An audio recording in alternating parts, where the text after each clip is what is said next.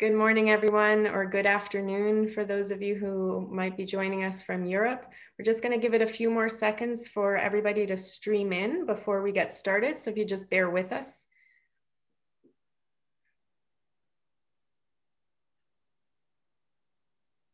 Okay, I think we can get started now. So thank you all for being here with us today for our webinar entitled Chile's Constitutional Convention and What's Next. So it's a lot to cover in this hour. Before we get into the conversation today, though, I just do want to mention some of our upcoming Canadian Council for the Americas events. Next Wednesday, we'll be continuing our Finding the Colombian Center series.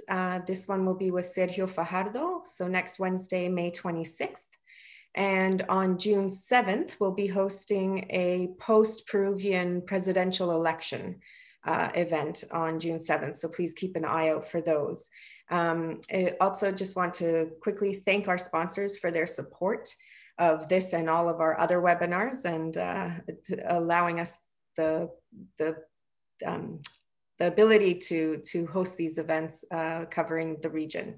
With that, I would also like to highlight our event partners, the Columbia Global Center in Santiago, particularly their director, Karen Poniachik, who's here with us this morning, and also always a pleasure to work with Chris Molinari. So thank you, Chris, thank you, Karen, and with that, I'll hand it over to Karen to say a few introductory remarks.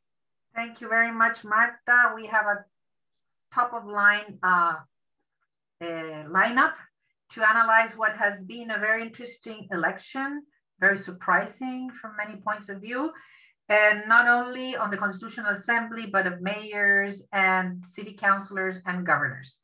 And of course, the impact that will and is having and will have in the presidential election.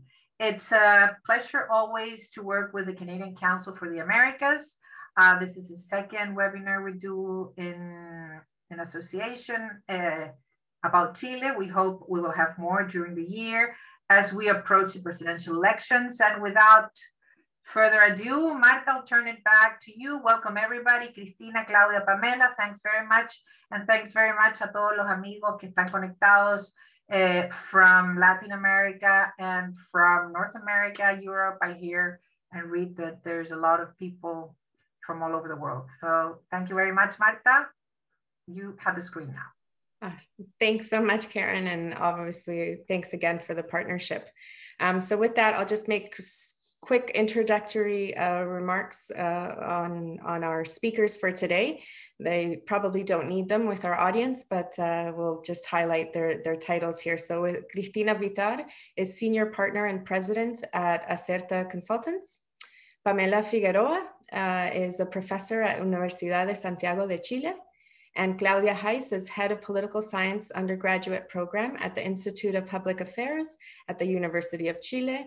She also starlights as a researcher at the Center for Social Conflict and Cohesion. So thank you all for being with us here today. And we do, as we've mentioned, we have a lot to cover today on what's been essentially dubbed as one of the most consequential elections in Chilean history. So with that, I would like to start off with Claudia. If you could sort of speak to us about what the results of the election were, particularly on the assembly, but if you can also work in a little bit of what happened in the governorships and some of the other elections that took place over the weekend. Thanks.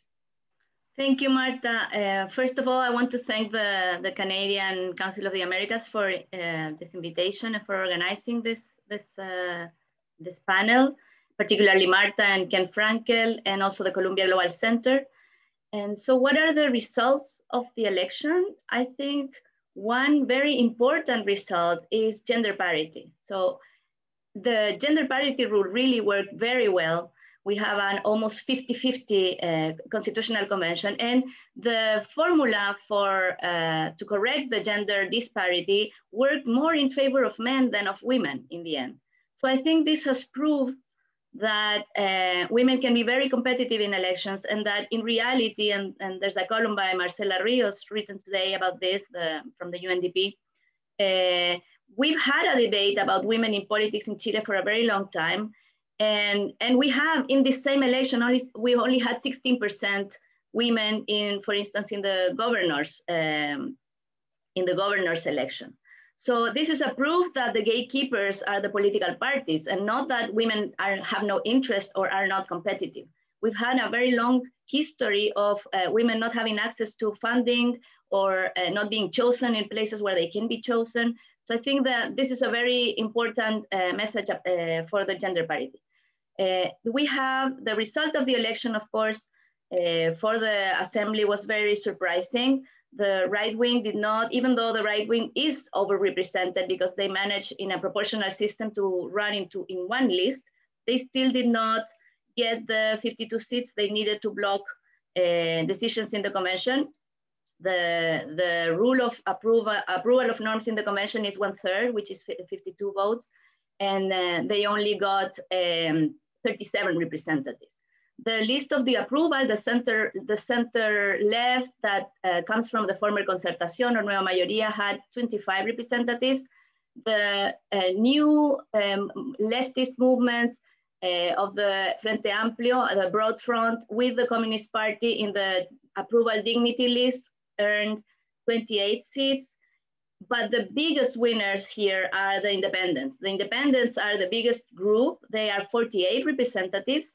And in addition to that, we have the 17 representatives of indigenous peoples. Of these 17 indigenous peoples, 3 are from the right wing, and the other 14 will side with the left. And what's interesting is that these 48 independent representatives, which become now the biggest bloc, so to speak, in the convention, they are split in several groups. They're mostly left-leaning.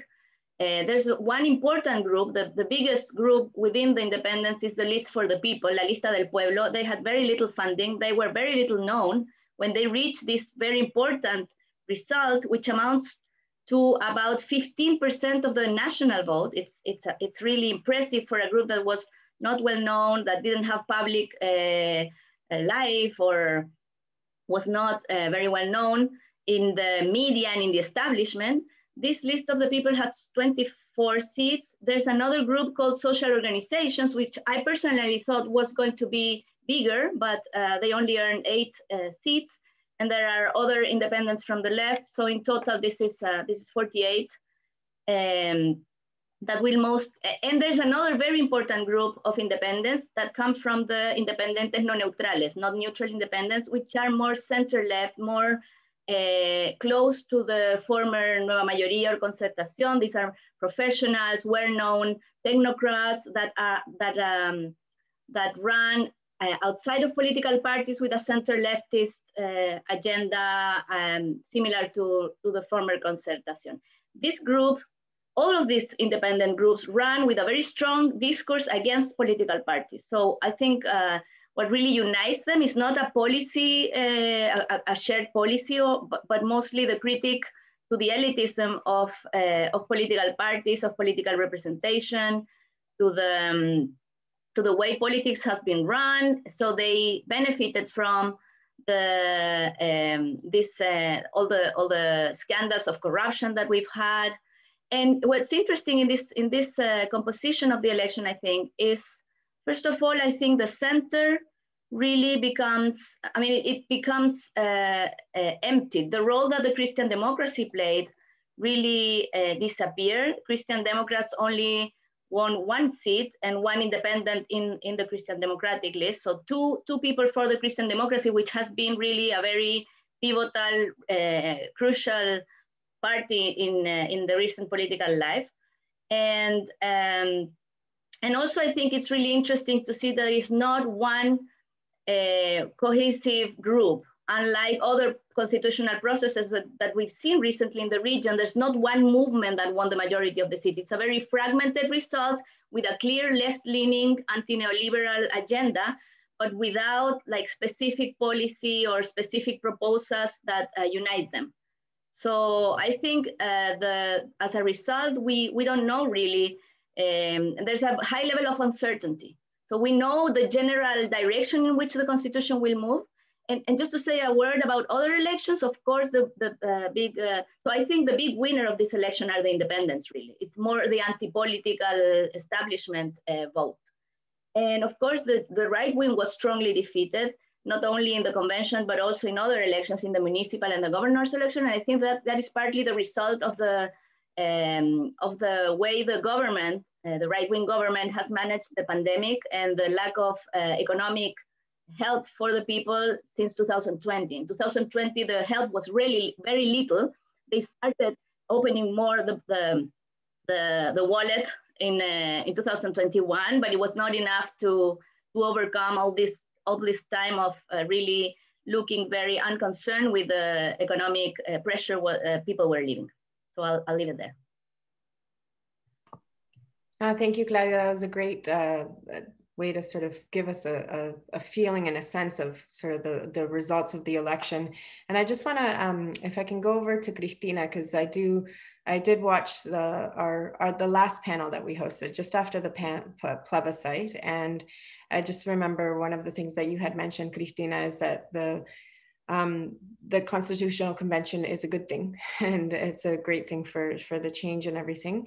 But you had mentioned that if there's a certain tendency with the elections that happened this past weekend, that there might be some sort of worry. So I just wondered if you wanted to speak to that a little bit, and then we'll get over into sort of like who voted and what led to the results of the weekend's elections.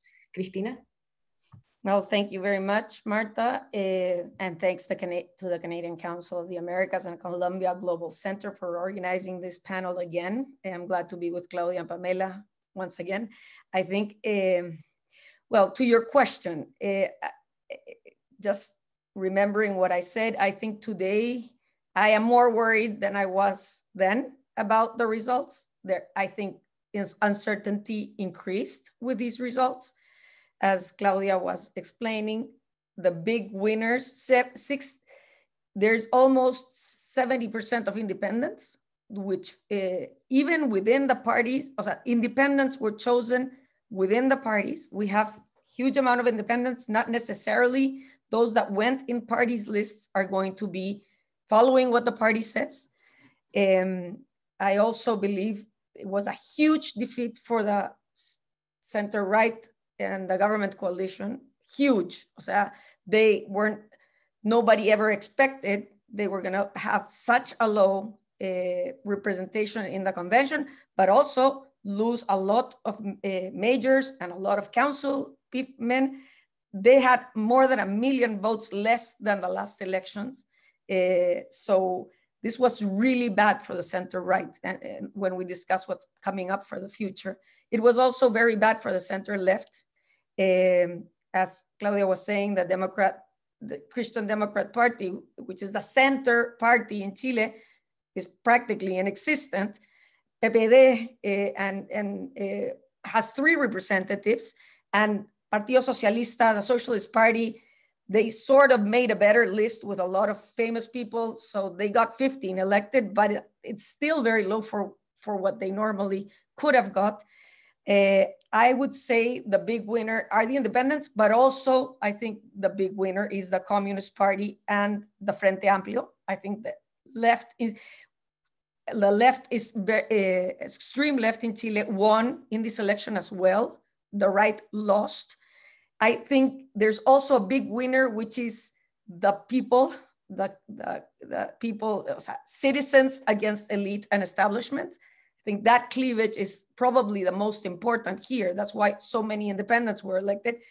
And I think that the voters punished the political elites very heavily, punished the parties, and did it. And with their vote, they definitely initiated this anti-system bloc, anti-establishment versus the ones that are being impugnated or taken out to be the guilty people, the ones that have taken us to where we are today. So I think there's going to be a big tension, not only left to right.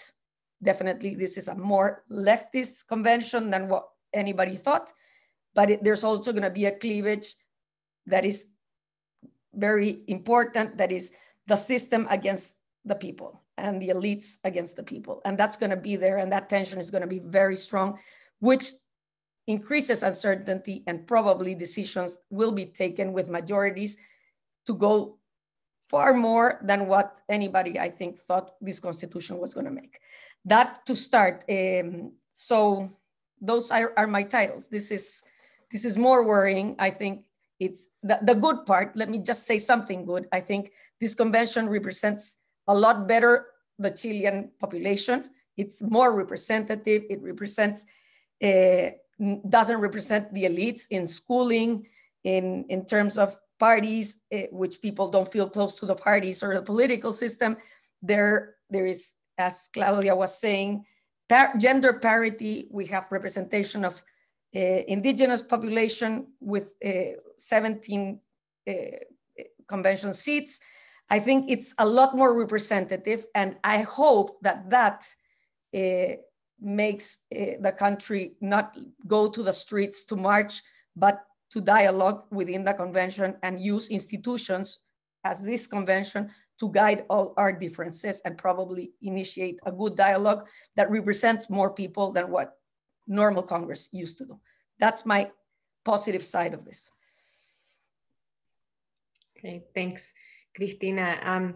Pamela, if I could ask you to, because one of the things that both Claudia and Cristina have just mentioned, sort of the breakdown of the assembly, sort of who came out to vote, because there are the numbers of actual votantes, the people who weren't as high as the plebiscite last time. So who actually sort of, what sense do you have of that, and how that impacted sort of the results as well? And why did the numbers not equate to the same as the plebiscite, in your opinion? Thanks. Okay, thank you, Marta, thank you, Ken, Karen, the Canadian Council of the Americas, and Columbia Global Center for this event. And it's great to be with Cristina and Claudia again talking about this issue. Who votes? The first thing is that almost 43% of the population vote in this election. It's less than the plebiscite, that when we have the 51% of the population voting, but it's similar to the election of the last election of president and Congress, and more than the late election of mayors and local governments. So it's not so different that it was in other times in Chile. And I think that we have very factors to explain that 43%, but maybe it was the COVID, the pandemic. We are in a special time with a lot of territories with confination, total confination. So maybe the pandemic is one explanation. But I think that it's also that this was a very difficult election. We have 4 elections, a lot of candidates. So I think that for many people, it was not easy to understand what is going to be to elect in that election. And I think that also is because many people don't feel that they have to go to vote, but it's in other countries. And we need to think also about the electoral rules, because we have the vote in Chile is voluntary, so maybe we need to think about that, to go to the mandatory vote. That is, and because of the participation. But I also want to say another thing. And this election, it was very important, and because we have new electoral rules for the assembly. I remember in 2019, when we were in the estallido social, in the middle of the people mobilization in the streets and violence, we were talking about how to have a constitution process that it would be that had a confidence from the people, that it would be legitimate. And we were talking in the Mesa Técnica with Claudia and other people, talking that we need new electoral rules to be possible that people have confidence in democracy and in the process. And at that time, we were talking about parity, special rules for indigenous people to include the indigenous people in the process, and new rules from independent. And I think that the result is not so so different to that rules, because that rules allow that women are more represented, or are represented as they represented the society, that we have 17 indigenous people in the assembly, and a lot of independents. And independents are not just people outside the system. Most of independents are people that are not militant are not in the political parties, but they have political positions inside the system in Chile. So we have 50 people that are from political parties, 105 people that are not from political parties, but all of them have positions about what is the new constitution would be. So I don't feel, my vision is more positive. Yeah, I think that this scenario is good for democracy in Chile, because we have represented the diversity and the plurality of the Chilean society. And that's good, not just for Chile. I think that it's good to think about democracy, because I totally think that we cannot have democracy just because of civil liberties or political rights. For democracy, we need a society more integrated, more inclusive, more equal in the society. I think that is a good news, and I think that the people vote because they have a good expectation with this process, and the people, but we also need to think about that almost 60% of the people doesn't vote in the election, and that is I think a topic to talk about in the Chilean society.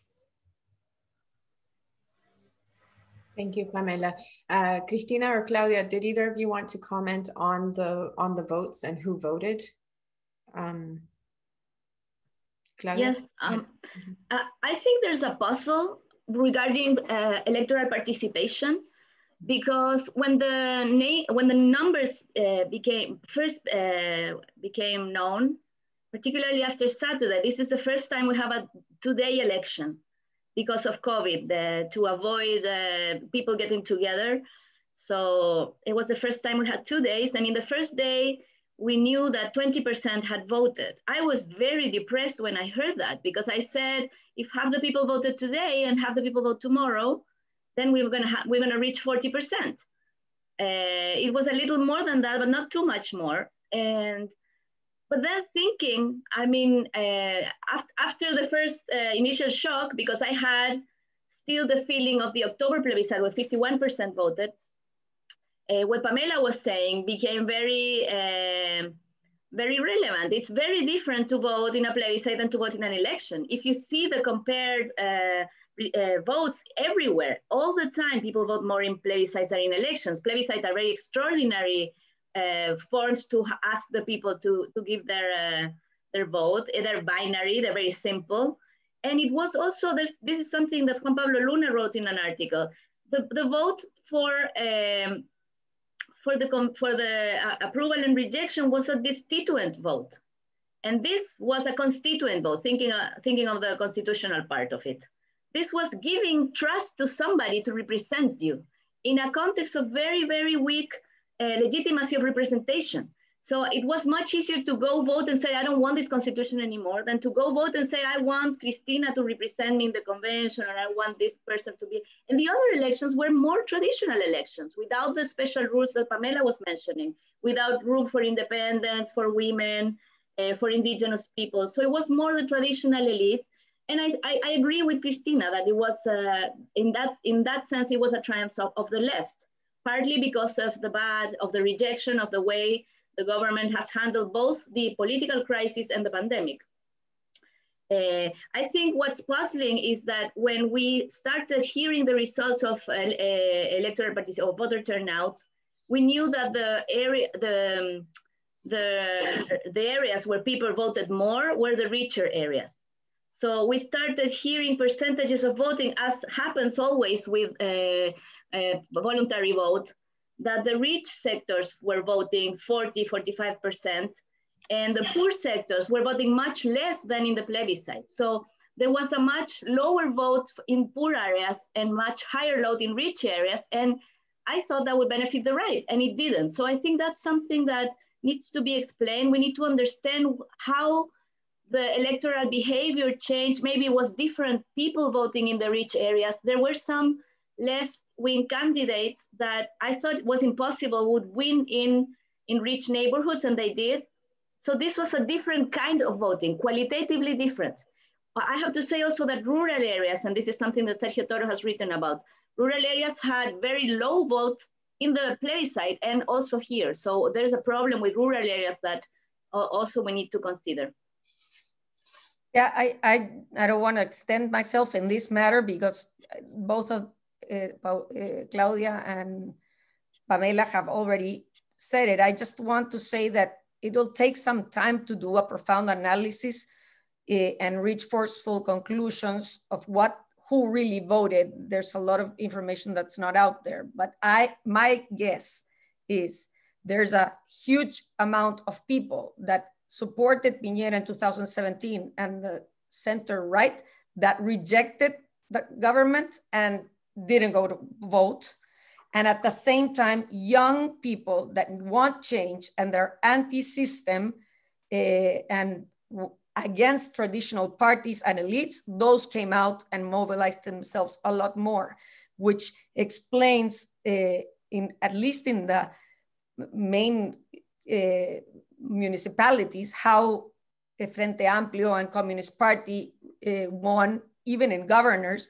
I believe there's a lot of people that traditionally voted for center right that did not go to vote, and people that were young that traditionally didn't vote so much did go. So we will have to do that analysis a little bit more, but definitely it's important that to compare that turnout in the referendum was a lot less, was higher than what we saw today in the plebiscite. But I guess that's what happened in majority, but we need more analysis and more data to be able to see that. Can you speak a little bit to what that might mean for sort of the issues and the things going forward? So I'm trying to sort of switch the conversation into sort of what's coming next and what are the next steps for the convention and the assembly members themselves, and what does this mean? Because there are no party, a quote unquote party, has a third of the seats, right? Which would be what you would need to stop anything from going forward or to just not continue on a certain road. Is there, Cristina, can you sort of speak to what those next steps and what some of those issues may or may not be, or you know, I've read some things that have basically said, well, besides the fact that this should be happening, there's really no other consensus. So if you can sort of speak to some of what that might be going forward, and what those next steps are. No, just to make things simple, because everything is very complicated. I'm trying to simplify. The Constitutional Convention will have to meet probably in July for the first time. I think what's going to happen is that it's not going to be easy to set up the rules of the convention. There's going to be a lot of chaos with the rules. Most of these rules were determined before in November 2019, when they decided to do the plebiscite and open the possibility for this Constitutional Convention. Those rules are being questioned by a lot of these people that are elected and that certainly we're not in that table of the negotiation in November that are going to say that the 1/3, the 2/3 majority to approve anything is not necessarily representative to them. So I think they're gonna try to change the rules. I don't know how will that go. That gives us a lot of uncertainty. Then once they're constituted, we will have to see what the dynamics are, whether this is a convention that is really polarized, or we start seeing people move depending on the issues from one side or another. We will have to detect who will be the group that will give majorities or minorities from one side and of another. I think it's going to be very liquid, very liquid. I don't see an ideology that will take us to an obvious result. It is definitely more left-wing oriented. It's more extreme left than it's not like we used to know Chile, but at the same time, there is no force that has the 2/3 that can impose their vision. So I think it's going to be liquid. We have to find out who are going to be the most people that dialogue the most, and who will be able to run this, because there's a lot of independents that don't have the political experience that will have to start talking and discussing, and they're going to be wanting how much of this is going to be done with with the people telling them, with questionnaires, whether they're going to ask everything back to the citizens. Will we have plebiscite for each issue?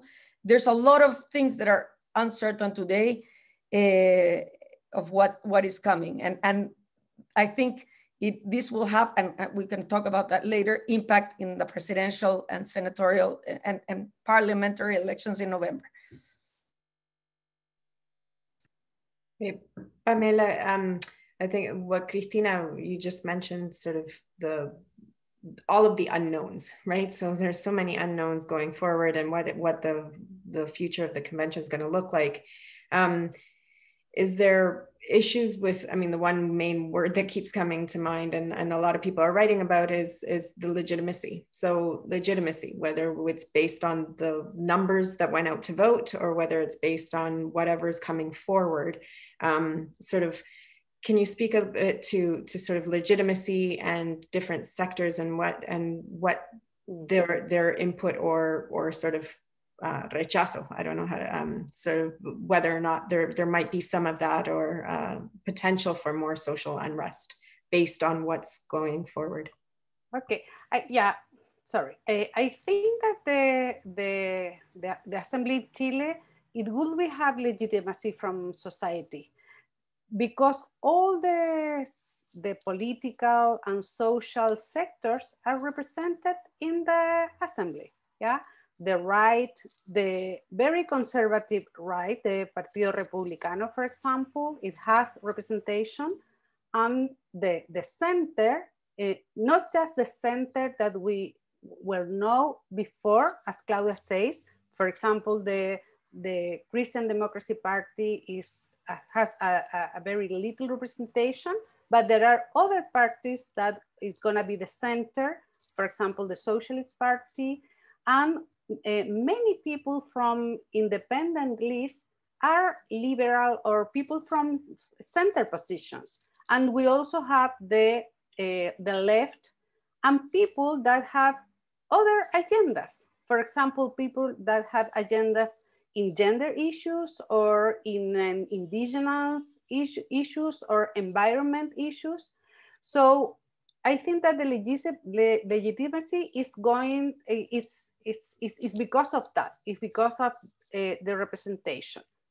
I think that there is a good news also, that no political sector has the majority in the Assembly. So they have to keep agreement. They have to work to find that issues over they can speak and deliberate and decide. And in the Observatory of New Constitution, that is a center where I work, we studied all the programs from the candidates and from the elected people. And there are a lot of issues where we can find consensus. For example, most of members of the assembly believe in democracy, but they say that they want to have more gender issues in the constitution, more topics that protect the environment, new social rights. They also say that they want to discuss the political regime, to have a regime that equilibrate in a better way the power of the president and the Congress, and to have a citizen participation in an institutional way. So I think that maybe the first issue, as Cristina said, is gonna be the rules of the games in the convention. That it could be an issue for the first weeks.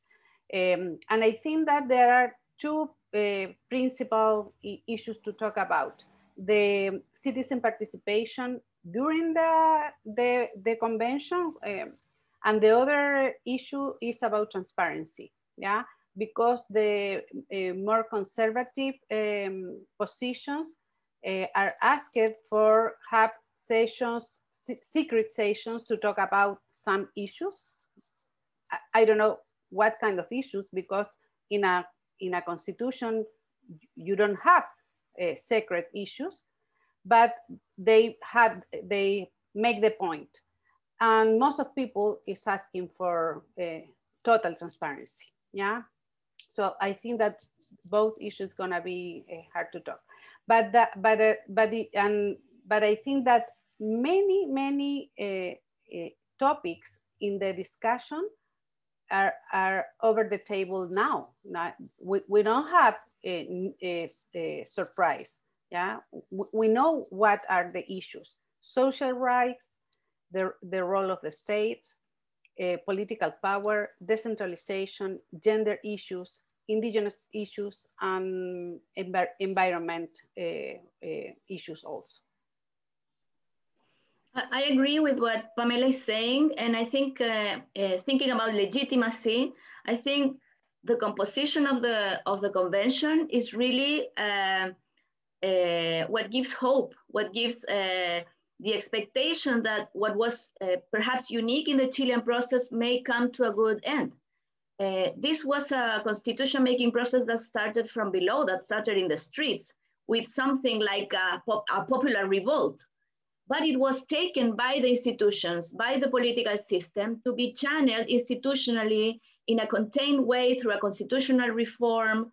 So it was sort of, we could say, like a revolution that became institutional through the rules of the game already in place, through the 1980 Constitution, through the reform that Pamela and I worked in the Constitution that set some of the rules, like the 2/3 vote, the blanks page, etc.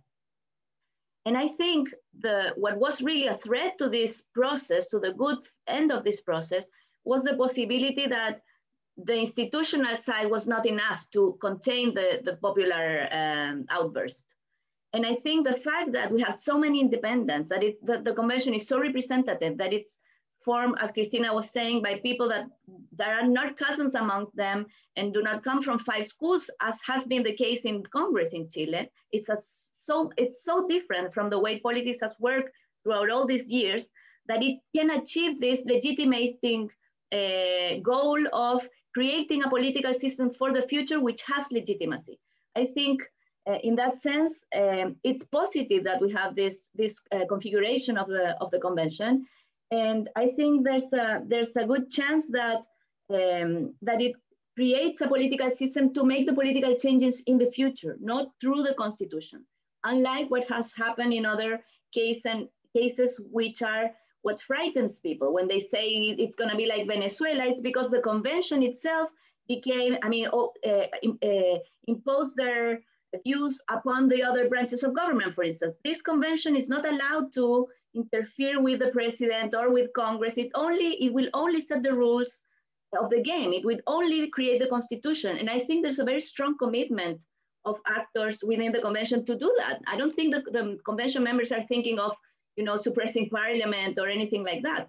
So I think this is good news for this combination of institutional and social movement elements to really democratize a political system that has extremely that had a rigidity inherited from the dictatorship for 30 years that did not allow politics to work the way it should work, to channel social demands into public decision.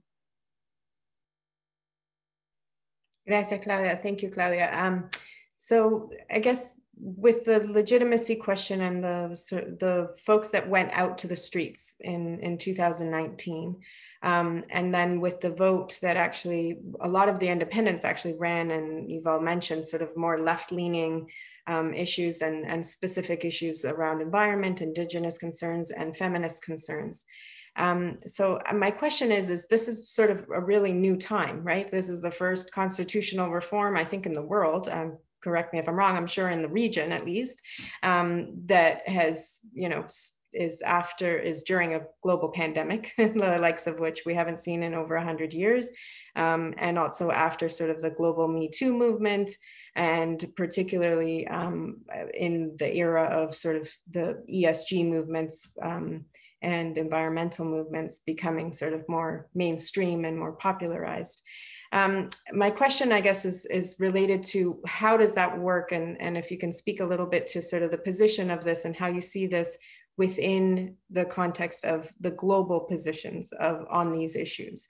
So is there sort of, watching from outside, and I'm sitting here in Toronto, there's a lot of, I might call it pressure to sort of on some of these issues. Can you sort of what that sense is like in Chile and sort of how that's being spoken to through the convention process? Cristina, do you want to? But let me just, you want to talk about what issues we think will be changing in the Constitution?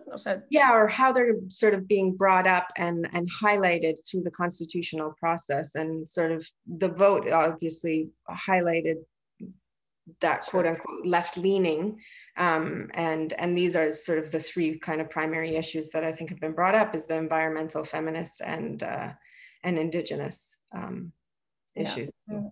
I think we will have probably, I will start from the end. I think we will have a constitution that will provide gender parity and the recognition of indigenous people as a plurinational state. I think that's going to happen for sure. With those that have been elected, I don't see how that doesn't happen. We should tend to that. We should tend to a more regionalist system that gives more powers to the region, takes the central power from Santiago.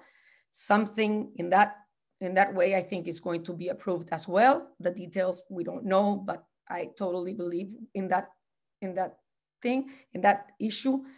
In terms of environment, the water rights and water will be protected for human consumption as a primary protection. And I think water rights, as we know them, are going to be changed as well. And there are going to be a lot new rights that are going to be written in the Constitution, new constitutional social rights, such as pensions, health, housing,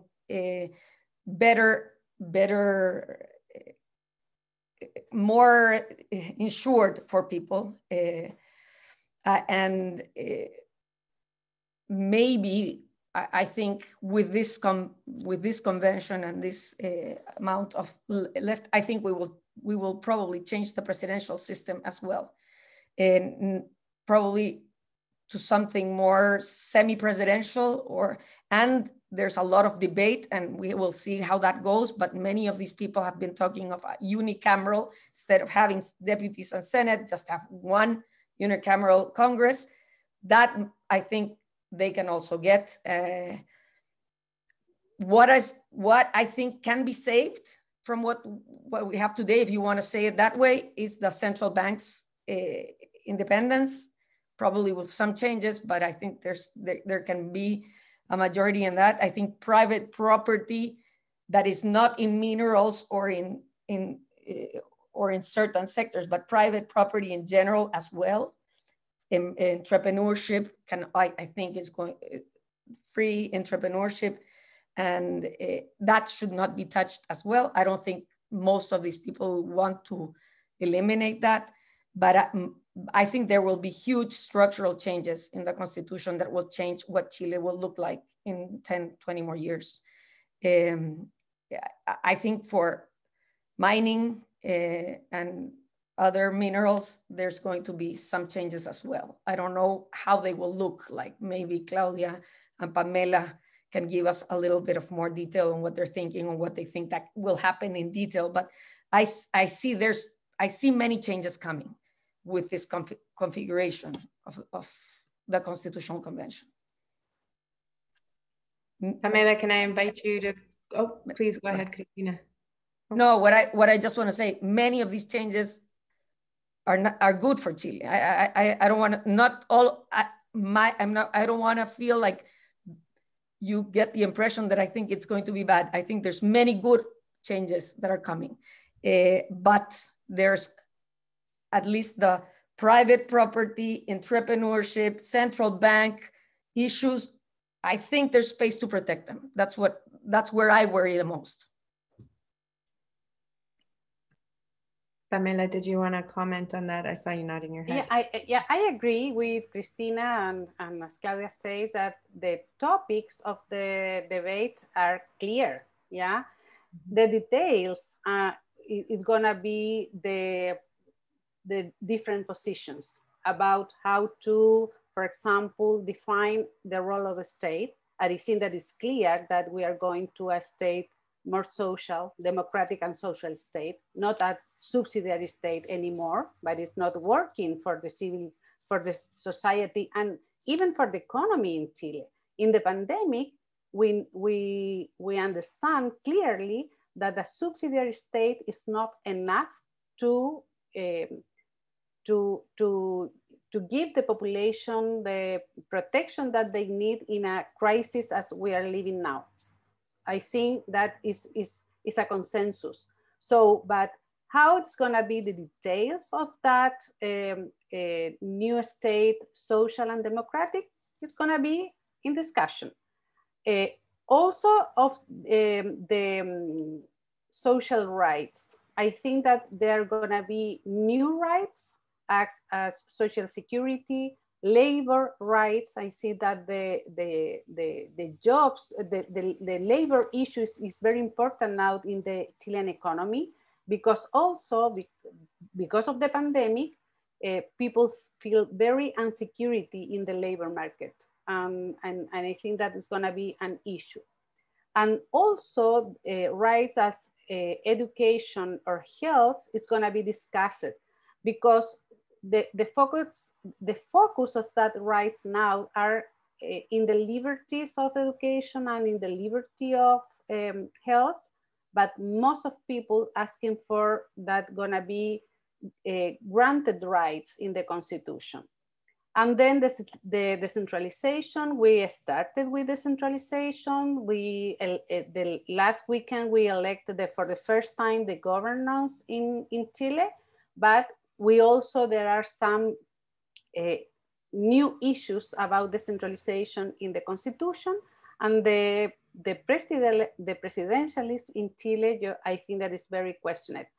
I think that we are going to move for a more a higher and a system where the president and the Congress have similar powers and they can collaborate more than now, because now we have a political problem in the political system, because the role of president and the role of Congress are so asymmetric that they are blocked in the political discussion.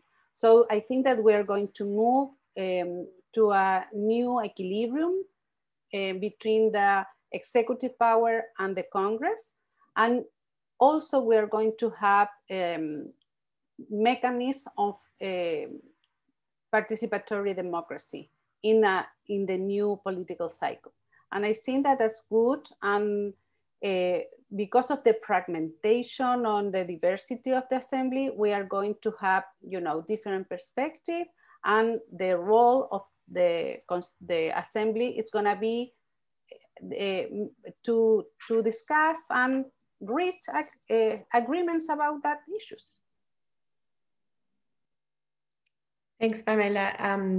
Claudia, you likely want to comment a little bit on that as well. I'd also like to just ask you to then switch it over to sort of what's next, and the connection that this, or what you see are some of the connections that, or impacts that this will have on the upcoming presidential elections, which are in November. So I think that's also on everybody's mind right now. So if you could open it up to that as well. Thanks, Claudia.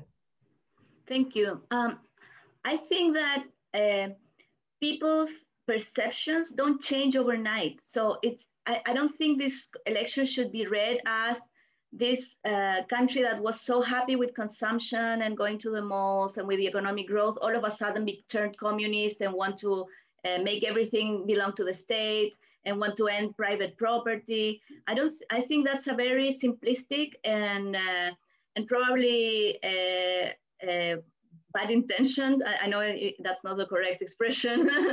It's not the way to read what's going on, I think. I think people value private property in Chile. People value even their very small pensions. When you ask people, do you want to change the pension system? Everybody wants to change it.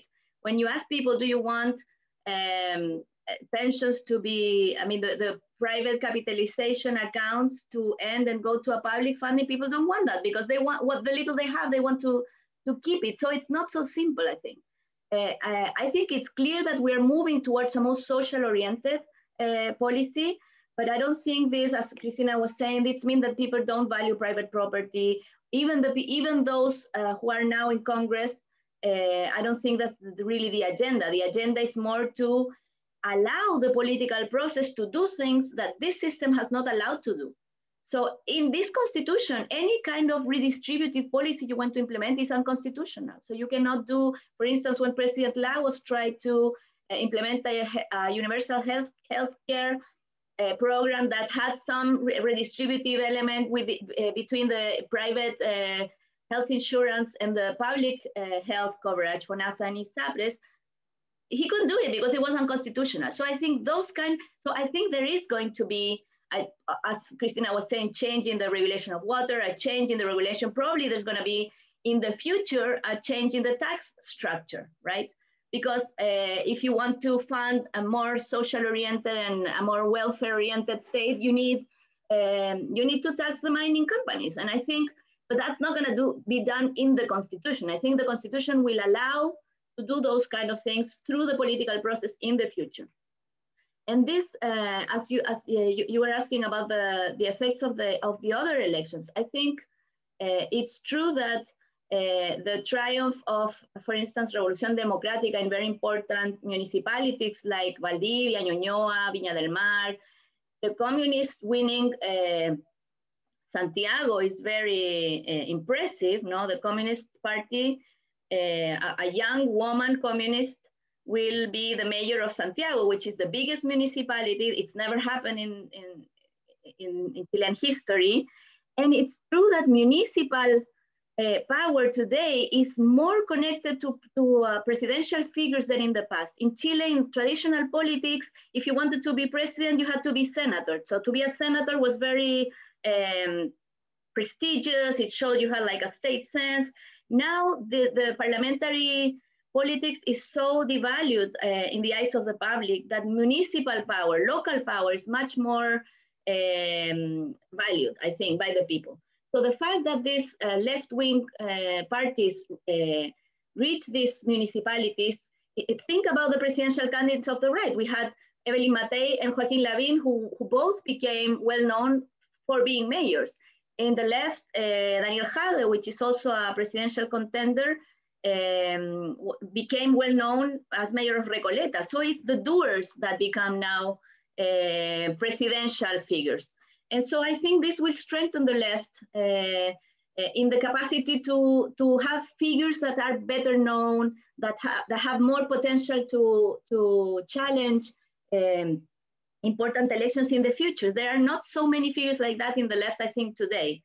And so I think in this sense, the current mayoral elections and gubernatorial elections, which were good for the left, will strengthen the possibilities for competition in the future. But again, I remember in 2017, after the parliamentary election, it was like the left have had a huge triumph. The Frente Amplio, the Broad Front, for the first time reached Congress. And just then the right won the presidency. So it seemed like a contradiction. So and also you have to think that the people that voted in this election are less than half of the electorate. So there's a lot of people whose voice we're not hearing. So I think this should not be interpreted as a sort of extreme switch to the left of all Chileans that want now a communist regime with everything belonging to the state. I don't think that's going on. And I think what is going on, it's a very critical judgment of political elites. That is massive, I think. That's much more massive than a left-leaning political program. So I think the 80% for the approval and this huge number of independents in Congress are more this people elites division than the left-right division. Yeah, I think we could probably say that that's also not just in Chile, no? So we've been doing some events on Colombia and also in Brazil and Mexico and it's, you know, that sort of contention of against the system type of feeling or against the that type of hierarchy is more than just inside Chile. So we are coming up to time, but I would like to have Pamela and Cristina say a few more words, and whether you want to keep those on the election process or on sort of what the next step is on the Constitutional Convention. Much appreciated. So Cristina, if I could go to you first, if you want to just comment on that. No, just for everybody to know, this continues to be a very active year in terms of elections. We are electing a president, senators, Chamber of Deputies, and consejeros regionales, regional council, that will, for elections in November as well. We have not finished the governor's election. There's a second round in June. It's important to know that. I think it's also important to know that there are primaries probably of all sectors in July. So we're going to continue to be in a very crazy electoral year with a lot of uncertainties, and we are reshuffling the whole political system as we speak. So this already happened this weekend. It will continue to happen from here till November. In terms of November elections, I think the center-right is very, very hit by what happened this weekend. It's going to be hard to recuperate for the candidates. There's 4 candidates going to a primary in July from all the different parties. There's one that is definitely leading until today, the polls, which is Joaquin Lavín, which seems to be the most competitive candidate with the communist candidate, Jadwe. But I think that can change. Things are liquid. We will see how Lavín, with these results that we had, where the right definitely lost. They used to govern 45% of the population through their majors. Now this was reduced to 35. They lost very symbolic municipalities. It's going to be tough for the right, and they are very divided as well. So how they do this and go and talk to the electorate, their electorate that didn't vote because they were mad with Piñera and with the government, how they reconquer that electorate is what we have to look at in the next few months. That is important. The center-right, I think, is also in a huge crisis, but they might have someone to save them, which is Jasna Proboste, the actual Senate president, that seems to be rising in the polls, I don't believe in polls anymore because polls said something different and the results of the polls were totally wrong all for this weekend. So whatever we believe of polls, she's rising in the polls, but I don't know who they are talking to because voters have shown something different in these 4 elections that we saw. But in any way, they are also very shocked. Their parties have been reduced, and we have to look at what's happening there. And definitely, as I said at the beginning, I think Frente Amplio and Partido Comunista were the big winners. They were the big winners in terms of alcaldes. They grew in majors and council people, and in governors, which are new. The right is totally extinguished. It's the center left and the extreme left that took all of the governors. We will have to see what happens in the second round. It's going to be very dynamic. I still believe that the center right, even with Piñera in government, which I believe has been the real person to blame for these results, his government is to blame. I totally believe that. Even with him governing for the next, I think the right still has a chance. I don't know how, but I think they still have a chance to compete in a second round and compete in a good way in the next elections and try to see if they can maintain power or not. But it's liquid, uncertain, and I think the most important thing to see is how the Constitutional Convention puts the rules and starts dialoguing, and how that dynamic works is going to be very interesting to analyze in a few more months.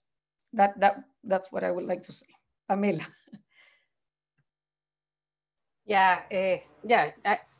We have a electoral cycle very hard in the next month. The result of the election of the last weekend is having effects now in the political parties. And I think that the most important thing is how political parties from the right, from the center left, and from the left read this new context, read this new scenario. Because as Claudia say, in elections 2017, we have new political forces, but the right won the presidential election.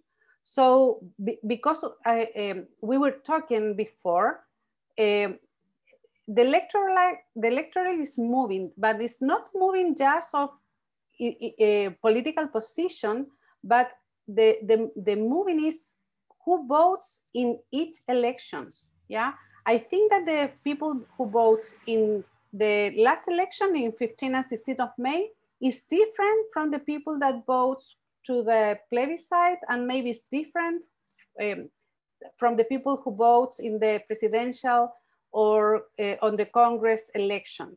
So we have to see that, and political parties, they need to understand that context, because we need political parties for a strong democracy. And I think that that's the main, topics in the next month, in the next days, because tomorrow, today, political parties have to have a position about the presidential election of November.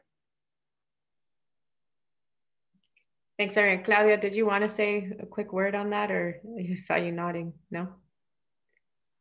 Oh, I agree. I agree that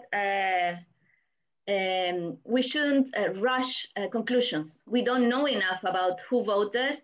We only had half of the electorate. And I think it's interesting to see not only electoral studies, but also more sociological studies, like the work Katia Araujo has been doing. Chilean society is very complex. Chilean society is mad about the lack of social protection, but that doesn't mean that there's one people united to one political program. But I do think, taking again what Pamela was saying about political parties, that we do need a very strong renewal of political parties. We need to change the way we've done politics, because the great disaffection with representation comes from the betrayal of representation, because we've had a system that has been saying we are democratic, this is the decisions you've made, and the people felt that these were not their decisions. because women were not included, indigenous were not included, the poor were not included. And we've had a very, very elitist and concentrated political elite. So this is, Cristina was saying, I was talking about economic elites before. I think you can expect economic elites, you can expect them to be detached from society because they are the economic elites, they are the rich. But political elites cannot be detached from society because their role is to channel social demands. The role of political representation is to bring the diversity of society into a diversity in political decision. And that has been completely blocked in Chile. So I think there's a very thin line to rescue Chilean democracy at this point. And that line depends on representation becoming truly representative. Of course, there's a cost to that because the people who have had the full power now will lose it. And they're not gonna let it go, so easily perhaps. But I think it's the only way to really bet for a democratic future and not to increase the social tensions that we've been seeing since the outburst and a decade before, since the social movements of 2006 and 2011. Great. Thank you all. I think that's a perfect note to end on. I will just let everyone know this, we have recorded this, so the video will be available on our website later today or midday tomorrow. Thank you to the panelists. It's been a pleasure to moderate this panel with you. And thank you again to the Columbia Global Centers in Santiago, to CCA President Kenneth Frankel, thanks always. And just please bear with us. We're gonna continue on top of this topic. So please keep your eyes out for future events. And I do think that one of the things that we had spoken about before is that to keep an eye on the primaries that are going to be happening in July. I think it was the month. So Karen, I'm done with that, but if you have a few closing comments you'd like to make, please go ahead. I'll congratulate Cristina, Claudia, and Pamela, and of course you, Marta, for this great event. I think it's a very in-depth analysis of what, even though we're just beginning to understand and grasp what's going on. So we're looking forward to continuing as we go to the presidential elections in November. So thank you very much. Muchas gracias, Cristina, Claudia, Pamela, and we look forward to having you again and again and again, because thank you. Marta, thank you very much. Okay, thank you very much. Bye-bye. Thank you. Bye.